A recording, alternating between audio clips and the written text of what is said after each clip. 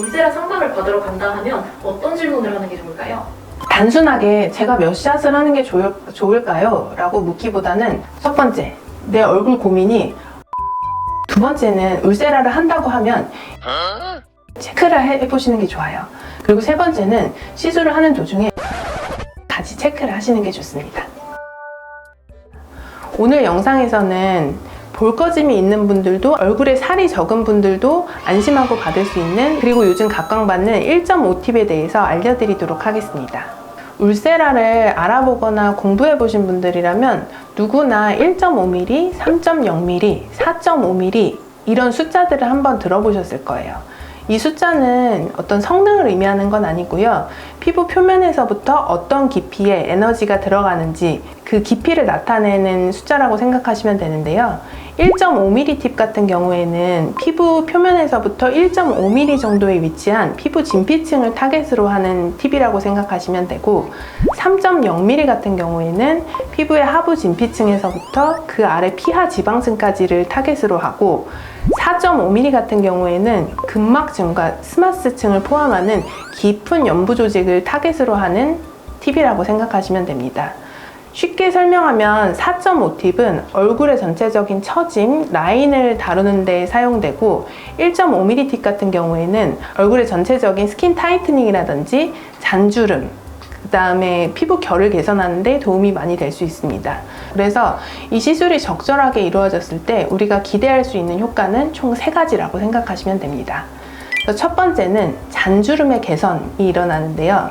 보통 우리 눈가, 입가처럼 피부가 얇고 표정 근육에 따라서 사용이 많이 되는 부분은 잔주름이 많이 생기기 마련이고, 이런 부분은 깊은 팁만을 이용해서는 사실 적절한 개선 효과를 받기가 어려워요. 그래서 1.5팁을 적절하게 사용해 주는 게 도움이 될 수 있습니다.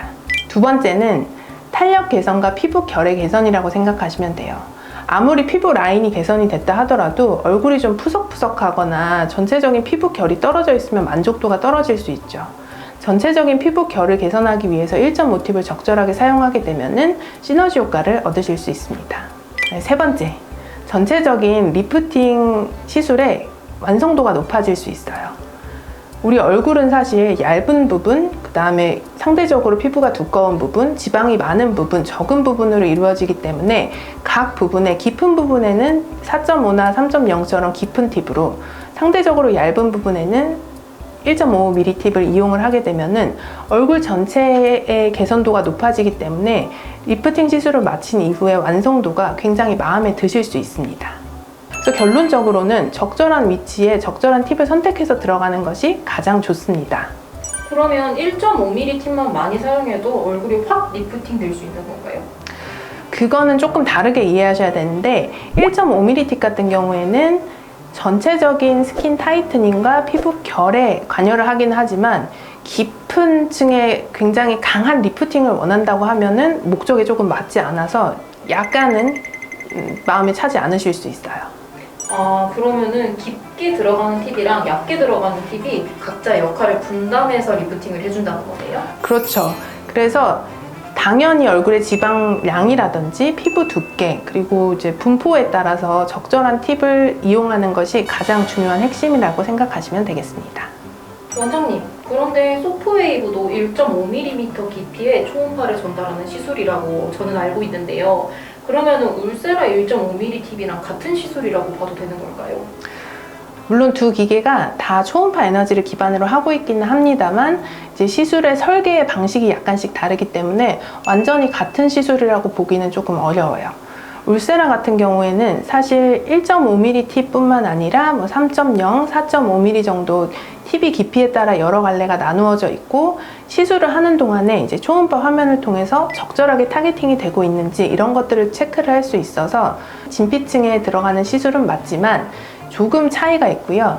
소프웨이브 같은 경우에는 마찬가지로 멀티 초음파 빔을 이용해서 진피층을 자극하는 시술인데, 좁은 특정 부위보다는 전반적으로 넓게 들어가는 게 장점이라고 생각하시면 돼요. 그래서 피부 결이라든지 잔주름 개선에 도움이 많이 됩니다. 그러면 피부 표면의 탄력이 고민이라면 소프웨이브, 깊게 처져 있는 게 고민이라면 울세라, 이렇게 생각하면 되는 걸까요? 그렇게 단순하게 나누기에는 조금 무리가 있지만, 어쨌든 얼굴살이 별로 없는 분들이 진피층을 넓게 자극하고 싶다고 하면 소프웨이브가 조금 더 잘 맞으실 거고요. 나는 얼굴 전체적으로 내 얼굴에 맞게 지방층과 진피층과 타겟팅을 나누어서 체계적으로 들어가고 싶다 하면은 울세라가 조금 더 목적에 부합하실 수 있습니다. 이 영상을 보시고 계신 분들이 울세라 상담을 받으러 간다 하면 어떤 질문을 하는 게 좋을까요? 단순하게 제가 몇 샷을 하는 게 좋을까요? 라고 묻기보다는 3가지 정도를 확인하시면 도움이 많이 되실 거예요. 첫 번째, 내 얼굴 고민이 얼굴 처짐이 메인인지 아니면 전반적인 피부 결과 잔주름 개선이 메인인지를 확인하시는 게 좋고, 두 번째는 울세라를 한다고 하면 1.5mm, 3.0mm, 4.5mm를 각각 어떤 부위에 어떻게 진행할 것인지를 체크를 해보시는 게 좋아요. 그리고 세 번째는 시술을 하는 도중에 초음파 화면을 통해서 내 얼굴 조직에 지금 적절한 에너지가 적합하게 들어가고 있는지 같이 체크를 하시는 게 좋습니다. 그래서 울세라를 할 때는 시술 전이나 시술 중에 초음파 화면을 통해서 이런 것들을 확인하는 것이 중요한데요.